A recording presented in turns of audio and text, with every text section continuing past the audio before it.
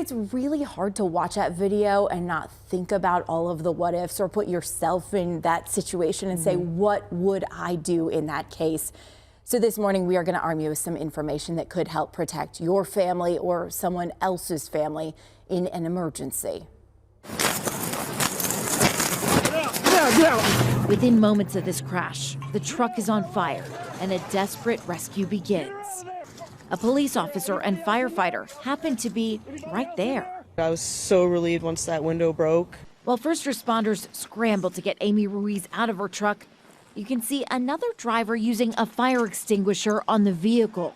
Do we all need to have fire extinguishers in our cars? That's a great question. So I think it would be a very, very smart idea to have extinguishers in your vehicles, whether it's for your own emergency or someone else's emergency. Isaac Thompson is an inspector and investigator with the Mesa Fire Department. We asked him to help us prepare for those emergency situations. ABC extinguishers are what we recommend for vehicles. They're kind of the extinguisher that you can use for everything. It's important to maintain your fire extinguisher. Make sure it's not expired and check the gauge for pressure. When that yellow pin is in the green, that means that you're ready to go.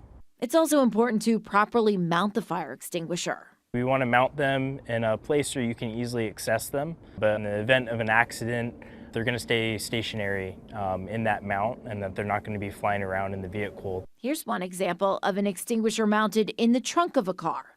Here it is in the back of an SUV. And I've even seen some of the mounts as like Velcro. And obviously you want to use the manufactured recommended mount that comes with the extinguisher as well. If you ever have to use the fire extinguisher, remember the word pass. Pull the pin, aim at the fire, squeeze the handle, and sweep. Sweeping, keep sweeping at the base of the fire. How much of a difference can a fire extinguisher make in a vehicle fire? So it may not be able to extinguish the actual vehicle fire, but it does help in the event of trying to get someone out of the vehicle or help better those chances of rescuing someone. So again, look for an ABC fire extinguisher. That's the type of fire extinguisher you might keep in your kitchen too. The lifespan of a single-use fire extinguisher is about 12 years before it expires. I asked her if our extreme summer heat has any impact on fire extinguishers.